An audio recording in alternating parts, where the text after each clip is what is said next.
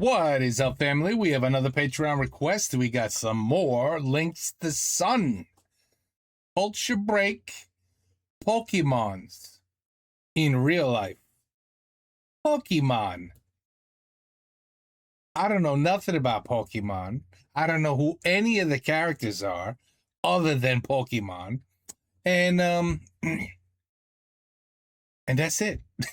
So you could do the Pokemons in real life, but unless there's a clear description, I'm not going to understand it. But I'll watch it.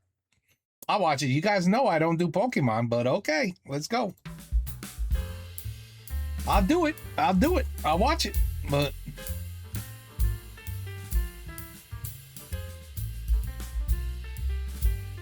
hey, what's that heavy metal? What is this jazz stuff?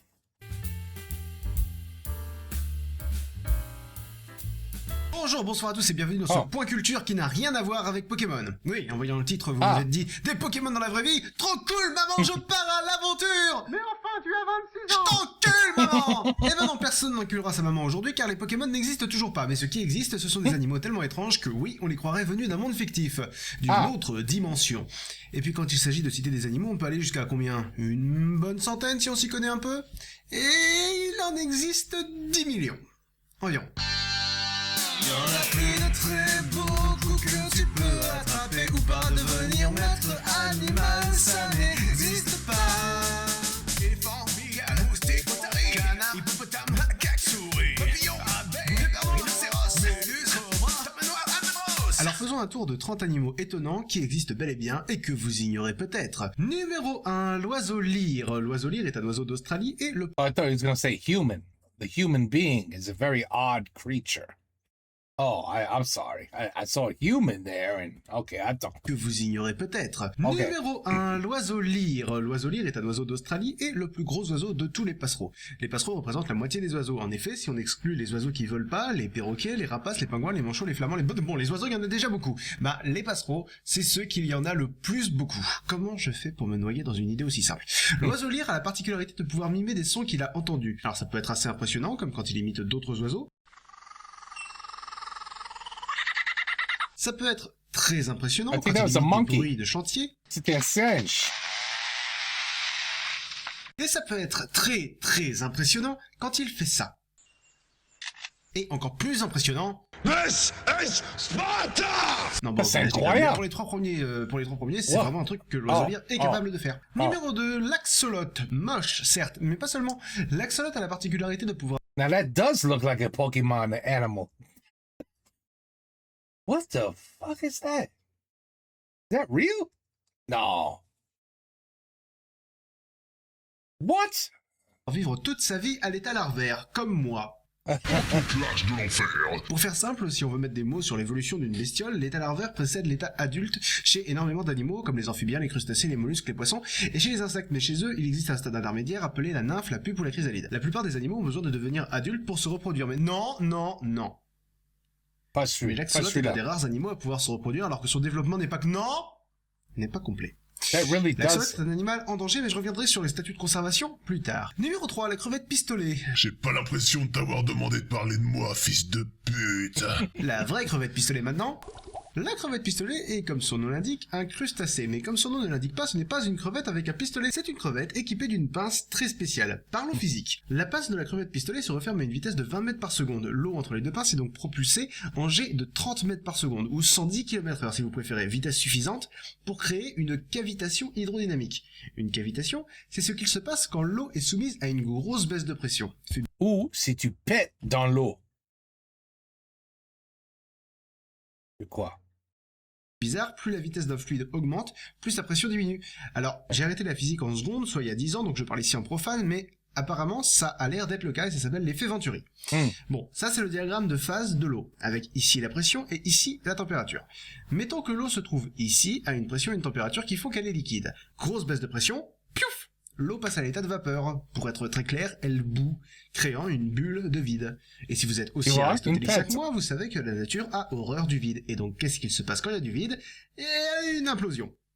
qui génère de l'énergie atomique, une pression énorme et un poids chaud à plusieurs milliers de degrés.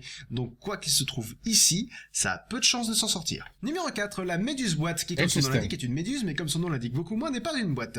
Vous êtes-vous déjà demandé quel était l'animal le plus venimeux du monde? Si vous êtes comme moi, quand on vous dit venin, vous pensez Pokémon poison. Et si vous n'avez pas l'esprit totalement corrompu par le merchandising de masse de ce début de siècle, vous pensez plutôt serpent, araignée, scorpion, saloperie de ce genre. Mais la palme de l'animal le plus venimeux revient à la Chironex fleckiri, aussi connue sous le nom de cuboméduse d'Australie ou guêpe de mer.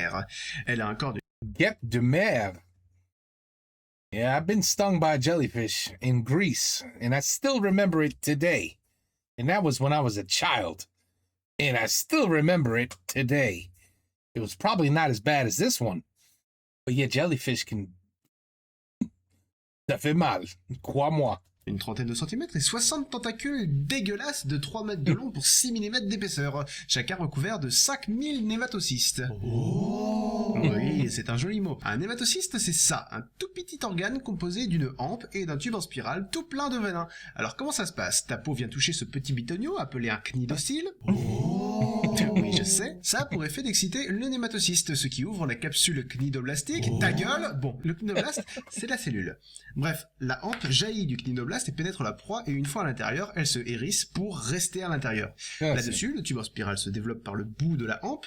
Tout ça se passe en quelques millisecondes, et une fois à l'intérieur, le nématocyste se désagrège, ne laissant dans les tissus que le venin qui se répand, et là, ça pique! Non seulement ça fait un mal de chien, mais en plus ça peut provoquer une hyperkaliémie et tuer un adulte en 2 à 5 minutes, soit un LD50 de 0,04 mg par kilo. Le LD50, c'est la dose létale médiane. On s'en sert pour mesurer la toxicité d'un venin. Une cuboméduse contient suffisamment de venin pour tuer 60 personnes. Alors en faisant mes recherches, j'ai trouvé des animaux dont le venin est plus foudroyant.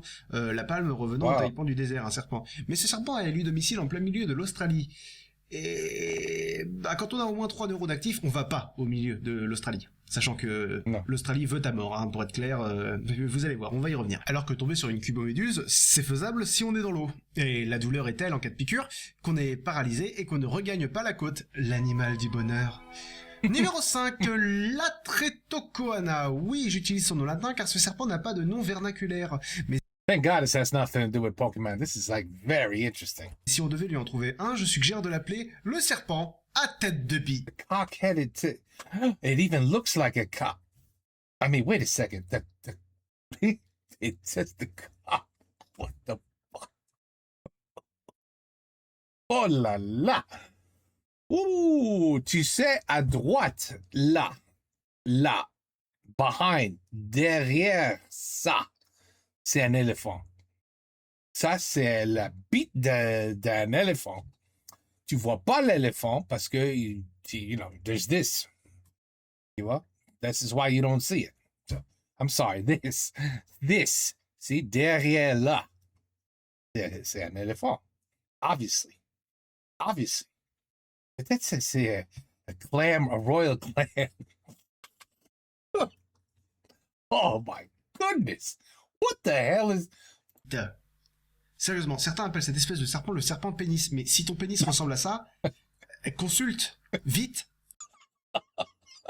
Si ton pénis a une bouche, c'est pas normal. J'en reviens pas de devoir formuler cette phrase à voix haute, mais si ton pénis a une bouche, c'est pas normal. Alors, je sais, il y a pas de normalité, et il faut accepter chacun comme il est, mais non, mais le serpent... Arrête, ta gueule. Il parle toujours, ce con. Arrête. C'est emmerdant quand ils ont une bouche. Le serpent pénis mesure 75 cm. Alors, si ton pénis mesure 75 cm et a une bouche, bah, t'as explosé le record du monde, certes, et tu as besoin de soins. Numéro 6, le Moloch. Wow. Oh là là. Et le vrai Moloch, maintenant, c'est un petit lézard. Alors certes, c'est un petit lézard qui tire son nom d'un démon biblique. Il n'y a pas de Belzébuth, d'Azazel ou d'Asmodée dans le règne animal, mais il y a un Moloch et on le trouve en... Mais contrairement à son apparence, le Moloch n'est pas dangereux. Sauf si vous êtes une fourmi, mais je suis pas sûr que les fourmis regardent beaucoup de vidéos sur YouTube. Le Moloch compte d'ailleurs sur son apparence pour éloigner les prédateurs, et on n'a pas de mal à croire que ça marche. Vous voyez manger ça, le Moloch est une jolie démonstration d'évolution défensive. Il est couvert d'épines, ce qui dissuade les prédateurs, il peut se gonfler, ce qui les dissuade aussi, il est de la même couleur que son environnement, et il a une espèce de fausse tête dans le dos. Ouais, voilà, plus ou moins comme ça. Fausse tête qu'il exhibe en cas de danger, à se demander pourquoi ce n'est pas un Pokémon. Voilà, le Pokémon.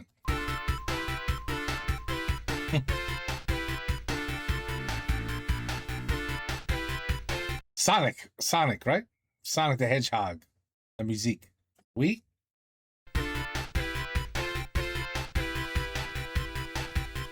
Numéro C'est 7, beaucoup. Logocéphalus darwini. Get the hell out of here. Somebody drew the lips on him. That's some bullshit. Somebody put the red-lipped batfish.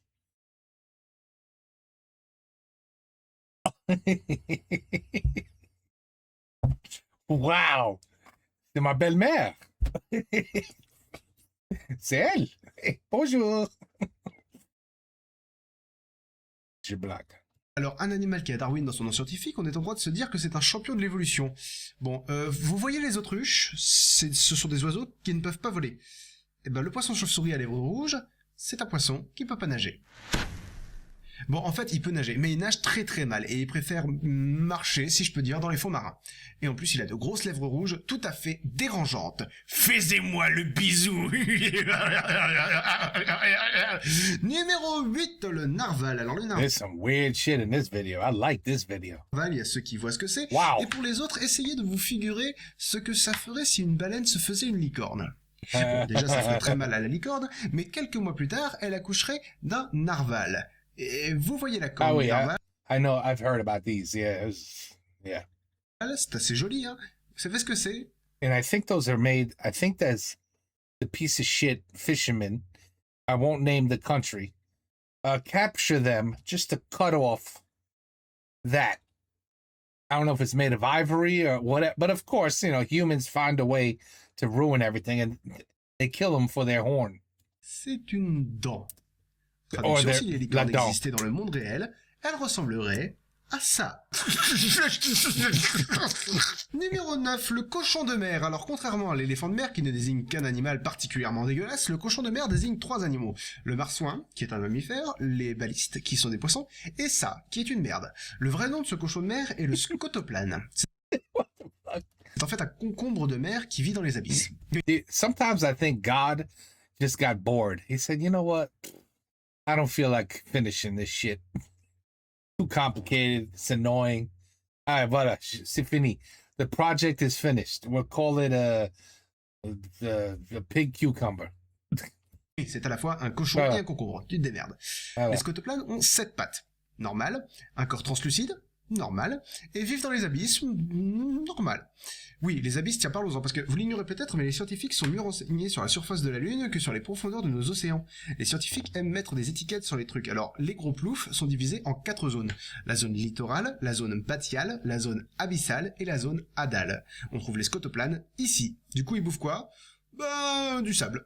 Enfin, des sédiments. C'est un peu plus charmant que d'autres bestioles, genre The bottom feeder. les vampires des abysses, qui sont des poulpes qui mangent des morts. J'aime les noyer. Avec du ketchup. Numéro 10, on reste dans l'eau et dans les...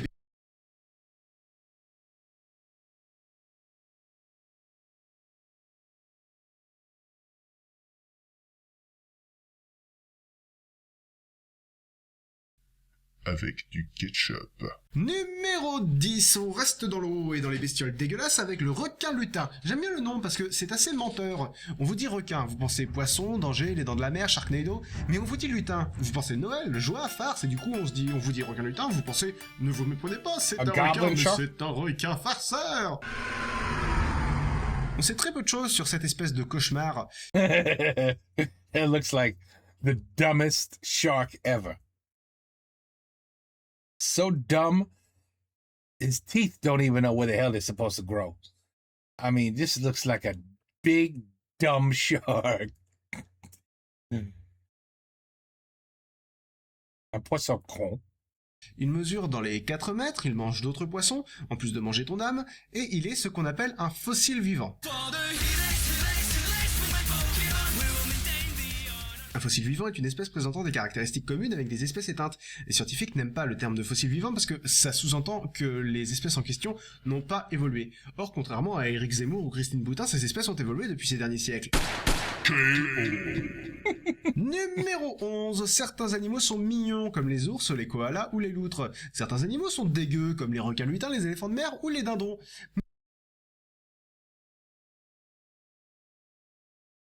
Holy shit. Oh my goodness. What the? I told you. At some point, God just said, fuck it. I'm done. That's good enough. You know, some of you guys got some family members that look like some of these pictures. You know you do. Don't lie to me. You know you do. You know, cousin Jeffro, he looked just like the one in the middle. Yes, he does. What about the one on the right? Mm-hmm. Ton cousin Pierre. You know it. You know it. Oui. Mm-hmm. Mais comment classer un mix des deux? Non, parce qu'il n'existe pas de poulpe hamster, ni de chaton migale, mais il existe une fourmi panda. Du coup, on fait quoi? Non, parce qu'on parle d'un insecte poilu de 3 cm dont la piqûre est très douloureuse, donc c'est une horreur, mais c'est déguisé en panda. Les pandas, c'est genre l'incarnation du mignon, après les loutres et les chatons. My wife would have a fucking heart attack if she saw that shit crawling around in the house. A heart attack. Et Jenna Coleman.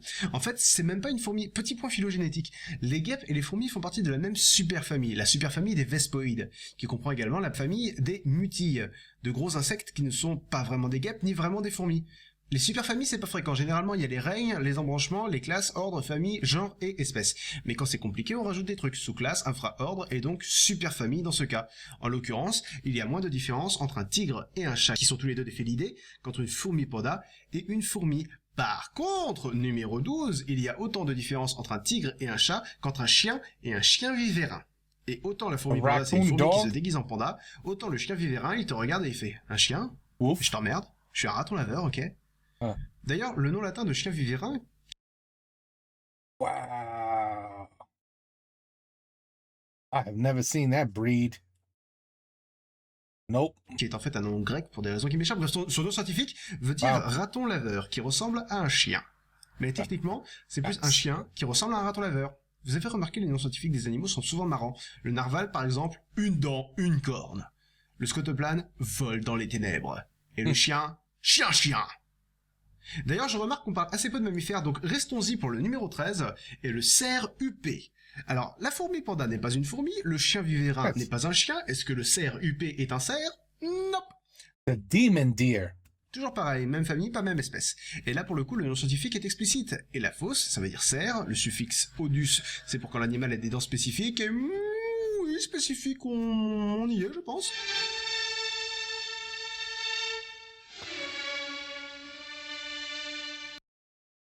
Il est un beau gosse. Un beau gosse. Et céphalophus, céphale la tête, lophos la crête, le cerf avec des dents et une crête sur la tête, le punk au cerf.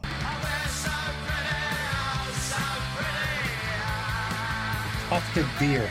Numéro 14, la gerboise du Gobi. La gerboise du Gobi est-elle une vraie gerboise? Là oui. Et qu'est-ce qu'elle a de particulier? Eh bien, regardez cette photo, c'est subtil. Si vous faites assez attention... This one I have seen. It's a Dumbo mouse. You guys know who Dumbo is, right? Okay. Vous devriez remarquer un détail insolite. Déjà, Il a des petits pieds et des petites mains. Oh, et des énormes oreilles, oui. elle se déplace sur ses pattes arrière, et en plus, Oh, shit. They put Obama up there.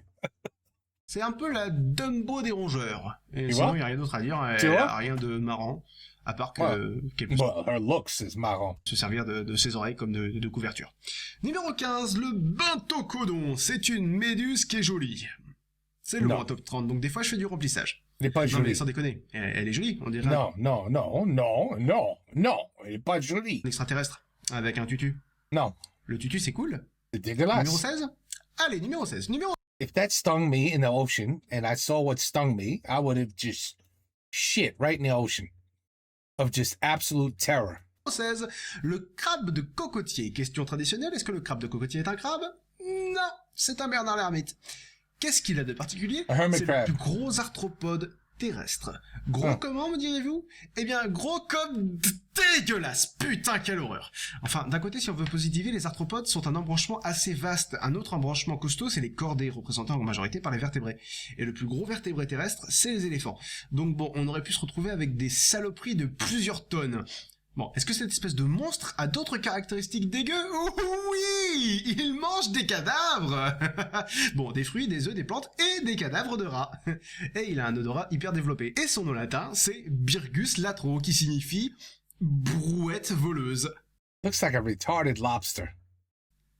Les voies de la dénomination taxinomique sont impénétrables. I'm sure somebody out there said, you know what? We have to boil this shit and eat it with some butter and see if it's good. You know somebody did. Numéro 17, la grenouille arlequin. Est-ce une grenouille? I've seen this. Est-ce un arlequin? Comment tu peux te poser la question? C'est un amphibien qui vit en Amazonie et qui a la particularité d'être venimeux. Oui, parce que si l'Australie veut ta mort, l'Amazonie aussi.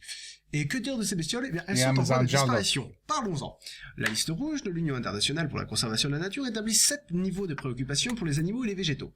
List concern, ou préoccupation mineure, par exemple le moustake. Non, pas le moustique, le moustake, c'est un singe. Ensuite, les espèces quasi menacées. C'est pas encore la merde, mais on y arrive. Par exemple, le bison. Ou si vous préférez son nom scientifique, le bison-bison. Ensuite, on arrive aux espèces pour lesquelles ça craint. D'abord, les espèces vulnérables, comme par exemple le pandarou.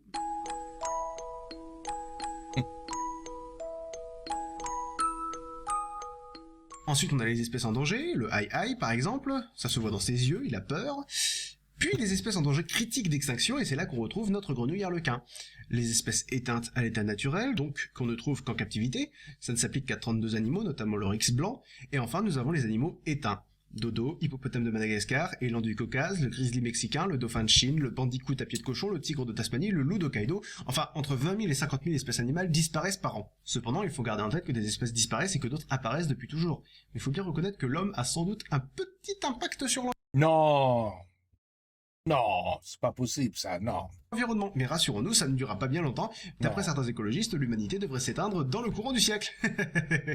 Non, je suis sérieux. En fait, tu peux être aussi écolo que tu veux, c'est bien, mais d'après certains scientifiques, genre Frank Fenner, le gars qui a annoncé la fin de la variole, ou Paul Crutzen, Nobel de chimie, il est déjà trop tard. On consomme trop, on se reproduit trop, on prend trop de place, et nos petits-enfants vont vivre dans un monde cauchemardesque. Numéro 18, le batinome géant. Le batinome géant est un isopode. L'isopode n'est pas un iPod en forme de triangle isocèle. Chaque fois que quelqu'un fait ce genre de blague, un hérisson se suicide. Oh là là, Mettons fin aux blagues sur les isopodes. le pauvre. C'est surtout un ordre animal auquel appartiennent entre autres les cloportes. Les cloportes ayant la particularité de n'être l'animal préféré de personne tant ils sont laids. Eh bien, le batinome géant, c'est le plus gros isopode. Vas-y, imagine-le. Imagine-le bien, vas-y. Vas-y. C'est bon? C'est bon, tu l'as? Tu l'imagines bien? J'attends que t'aies fini de vomir. C'est bon, t'es sec? Alors, parlons du régime alimentaire du batinome géant. Il mange des cadavres de poulpes et de baleines. Tu veux peut-être qu'on passe à la suite? Ouais. Numéro 19, l'ornithorynque. La plupart d'entre vous ont déjà Platypus. It's called platypus. entendu parler de l'Ornithorhynchus anatinus. Anus. What? Mais connaissez-vous vraiment tout de ce monsieur patate de l'évolution? Certes, il a un bec de canard et une queue de castor, mais savez-vous aussi Platypus. que c'est le seul mammifère à pondre des œufs? C'est à peu près aussi aberrant qu'imaginer un poisson qui nage pas. Grosse merde. Donc mammifère qui pond des œufs. Savez-vous également qu'il ne mesure qu'une 50aine de petits centimètres, comme ma pipe? Savez-vous aussi qu'il est venimeux? Oui, ces petites patounes sont équipées d'aiguillons. Donc il est mimi, mais faut pas l'emmerder. Savez-vous aussi qu'on ne le trouve qu'à un seul endroit du monde? Savez-vous aussi, sinon, que l'ornithorynque est le seul mammifère capable de capter le champ électrique produit par ses proies? Et savez-vous qu'il peut se transformer en avion? Non, ok, il peut pas. Mais c'est l'Australie, hein, y a pas grand-chose de pas surprenant là-bas. Numéro 20, le blobfish. Attention, grosse charge érotique dans 3, 2,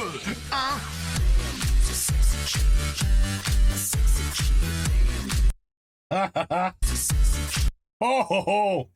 Holy wow!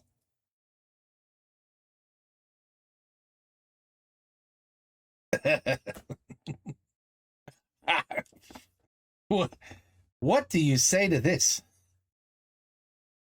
Wow. C'est un poisson des abysses qu'on trouve au large de... Vous savez, quand je parlais du red lip batfish et que je me foutais de sa gueule parce qu'il nageait pas, en fait, il nage un peu. Mais le blobfish, lui, flotte. c'est la grosse misère. Non seulement il ressemble à Quasimodo une fois sa tête plongée dans un brasero, mais vu qu'il vit dans une zone où la pression est énorme, son corps s'est adapté en étant tout mou. Et vous trouvez ça nul? Attendez de voir ce qu'il bouffe. De la neige marine. Et qu'est-ce que la neige marine? La I have a good idea. neige marine a une composition qui inclut plantes et animaux morts ou mourants, déchets fécaux, sable, suie et autres poussières inorganiques. Pour le coup, le blobfish est ce qu'il mange. Oh, I thought it was gonna be a little nastier than that. Un gros tas de merde. Et c'est avec une émotion non dissimulée que je prononce pour la première fois dans une vidéo ces mots totalement inédits. Numéro 21, le casoar. Le casoar est un oiseau d'1,50 m, d'un naturel assez farouche, mais qui est aussi réputé pour être l'oiseau le plus dangereux du monde. Hein? Vous savez ce que ça veut dire? Vous savez ce que ça fait de lui? Aussi, vous le savez.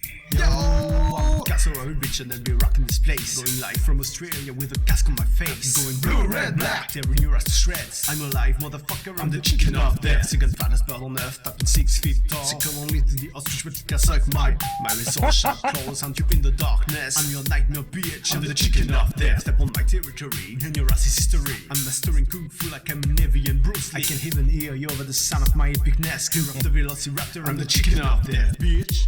Numéro 22, le Bravo. poisson de Pacou qui a le surnom fort sympathique de gobeur de testicules. Quoi? I'm sorry, quoi? Her testicles. Numéro 22, le poisson de Pacou qui a le surnom fort sympathique de gobeur.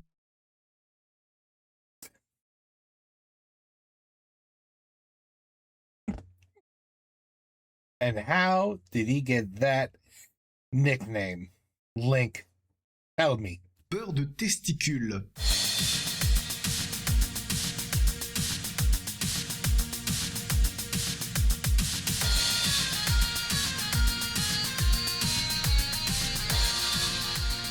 Pourquoi est-ce que ce poisson est appelé ainsi? Eh bien pour une légende urbaine, on raconte l'histoire de Papou mort par exsanguination après castration par la morsure d'un pacou. V'là la mort de merde. En effet, l'animal ne trouvant plus les noix dont il se nourrirait habituellement, il s'est rapatrié sur d'autres genres de noix. Évidemment, c'est un canular. Tellement énorme qu'il est assez surprenant que des gens y aient cru. Numéro 23, la pieuvre mimétique ou Tomoctopus mimicus. C'est bien une preuve, la seule espèce de Tomoctopus existante, et aussi une bestiole très courageuse. Les pieuvres sont des baies de choix pour plein de poissons carnivores ou pour des mammifères marins, et ont tendance du coup à ne sortir que la nuit. Mais la pieuvre mimétique peut se permettre de s'exposer en plein jour parce qu'elle se sert de son talent naturel pour l'imitation pour passer inaperçue aux yeux des prédateurs. Elle sait imiter la rascasse volante, un poisson venimeux, le turbo, l'anémone de mer, la méduse, le serpent de mer en enfouissant 6 de ses 8 bras dans le sable et en brandissant les 2 autres, les ophiures qui sont des sortes d'étoiles de mer, les étoiles de mer qui sont des sortes d'ophiures. La seule question c'est est-ce que ce comportement est inné ou acquis? Pour faire court, l'acquis c'est ce qu'on apprend et l'inné c'est ce qu'on sait avant d'apprendre quoi que ce soit. Par exemple, respirer c'est de l'inné. Vous avez pas besoin qu'on vous apprenne qu'il faut respirer pour savoir que dans l'ensemble, c'est mieux. Mais parler, c'est acquis. Vous n'allez pas vous exprimer spontanément si personne ne vous l'apprend. Et comme j'ai pas de preuves et que j'ai la flemme d'en chercher, il va falloir me croire sur parole. Numéro 24, le siphonophore. Vous êtes-vous jamais interrogé sur les records du monde animal? Bien sûr que non, vous avez une vie. Et ça tombe bien, je suis là pour m'y intéresser pour vous. Vous savez que le plus gros animal, c'est la baleine bleue avec ses 30 mètres et ses 150 tonnes. Vous savez sûrement que le plus gros mammifère terrestre est l'éléphant. Vous savez grâce à moi que le plus gros arthropode, c'est fils de pute. Mais connaissez-vous l'animal le plus long du monde? C'est le siphonophore, un cnidaire abyssal de 40 mètres de long. Vous êtes surpris de l'apprendre? C'est donc un cnidaire surprise! Le siphonophore est constitué de plein de petits individus qui permettent à l'organisme de vivre comme un tout. Alors oui, c'est un peu cheaté du coup, c'est pas un organisme mais une colonie de zooplancton, un super organisme. Chaque individu a une fonction, il y a les flotteurs, les locomoteurs, les mangeurs et les reproducteurs. Si vous voulez leur donner des noms, comme les 7 nains, on a Plouf, Vroom, Miam, et vas-y comme ça, oui oui c'est bon, je la sens bien, oui oui encore oui, oh oui encore, oh oui oui oui. D'accord, en parlant de oui oui, passons au numéro 25, la Oui, oui. Rain Frog. Le rapport entre oui oui et la Rain Frog, c'est que oui oui habite au pays des jouets et que les Rain Frog ressemblent à des jouets. Ok, il y a aucun rapport, mais c'est pas facile de trouver des transitions, ok? Bon. La Rain Frog a la particularité que, si vous demandez à un gamin de 5 ans de vous dessiner une grenouille, il va vous dessiner ça. Et Dieu vit que cela était bon. Il tira une grosse taffe et dit « Mais c'est trop ça !» Et paf, ça fait des Red Frog. Mais Dieu décida que c'était pas assez ridicule. Quand on vous demande d'imiter une grenouille, si vous êtes français, vous faites quoi. Si vous êtes américain, vous faites ribbit ribbit. Si vous êtes hongrois, vous faites brekekeke. Si vous êtes coréen, vous faites... 개굴개굴. Et si vous êtes défoncé, vous faites...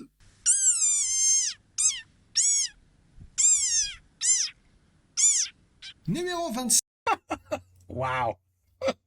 la grenouille des bois. Oui, encore une grenouille, mais cette grenouille-là a la particularité d'être sponsorisée par Findus.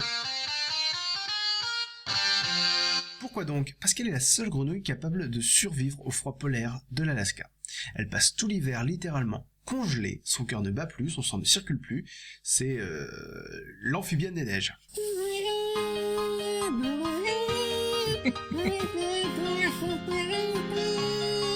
But it doesn't age. It doesn't get old. That's pretty cool. It stays the same age, right? We just saw Demolition Man. It stays the same age if it's frozen. So every 6 months, it doesn't get older. That's pretty cool.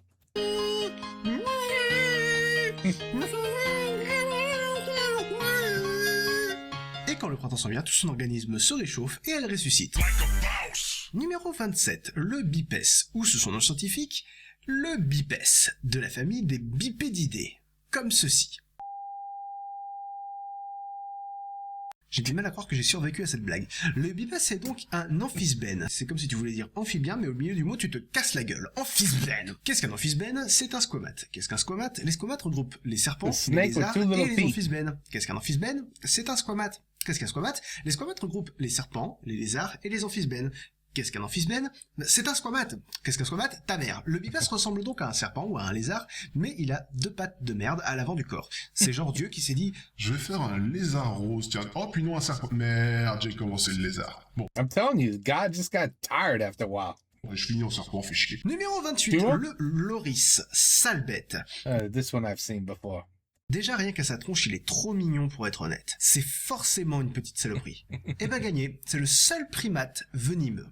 Le truc improbable, on a des poissons qui nagent pas, des oiseaux qui volent pas, des mammifères ovipares, des animaux à 7 pattes, et ben maintenant, voilà le primate venimeux. Mais où est-ce qu'il génère son venin, me demanderez-vous? Son cul?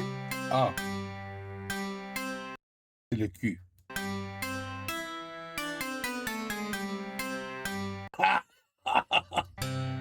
Oui. Non, le cul.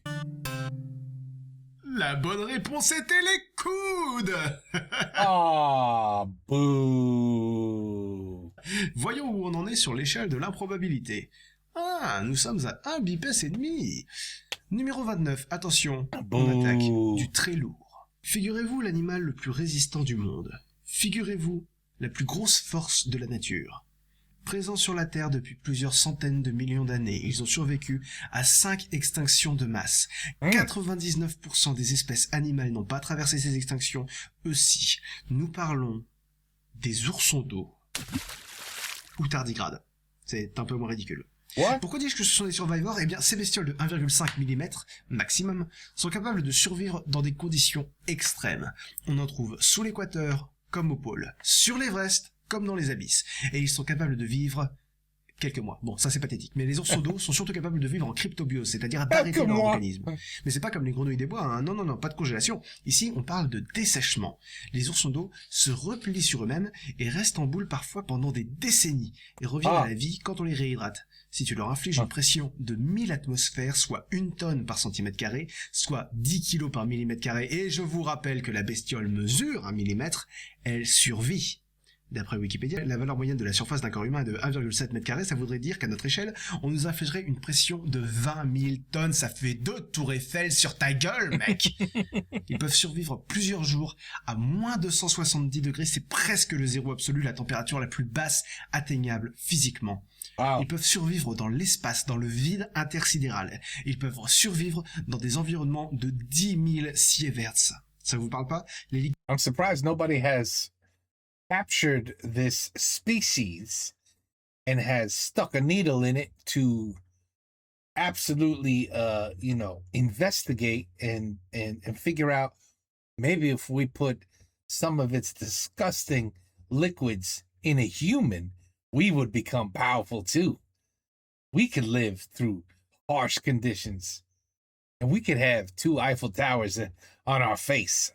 Les liquidateurs de Tchernobyl qui ont fabriqué le dôme de protection après It l'explosion wouldn't ont shock reçu me. 6 sieverts et sont morts dans le mois.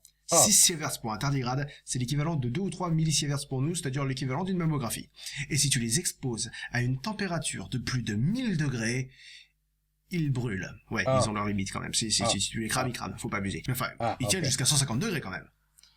Et on continue et on conclut sur la survie de grands malades avec le numéro 30, le Dipneust. Bon, c'est dommage qu'il passe après le tardigrade parce que du coup il fait un peu tarlouse. Mais c'est une tarlouse de l'extrême. En fait, c'est un poisson. Un poissouze de l'extrême.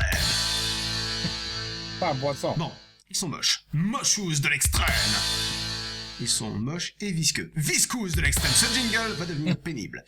Présents sur la Terre depuis le Dévonien, donc pour ceux qui se rappellent le point culture sur les dinosaures, ici, ils ont survécu à 4 extinctions de masse et habitent aujourd'hui dans l'hémisphère sud, Amérique du Sud, Afrique et ils ont des poumons.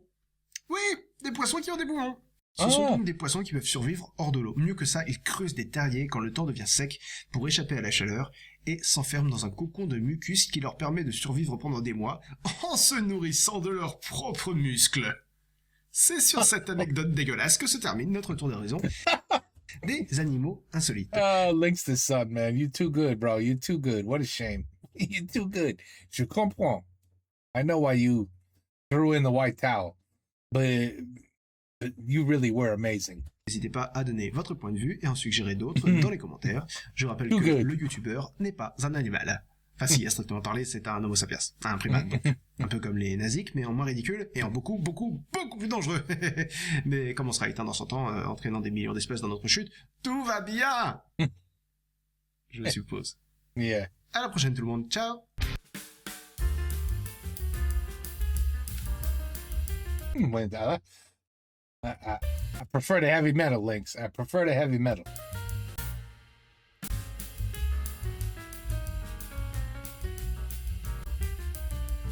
Very good. That was a great video. Oh my goodness.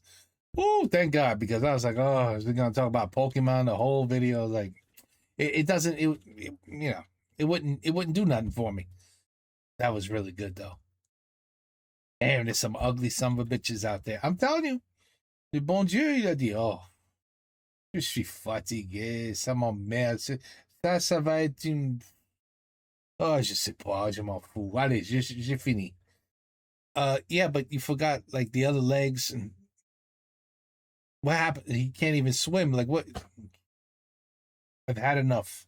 Oh, okay. Hey, c'est toi le bon Dieu, alors. You're the boss. But anyway, voilà. Culture break, the Pokemons in real life. It's a good title. That's exactly what that was. There were a lot of some crazy looking Pokemon type enemies or whatever you want to call them. I don't know. Creatures. I don't know. There's like so many of them. I lost track. Okay, anyway, take care. Peace out. Excellent. À la prochaine.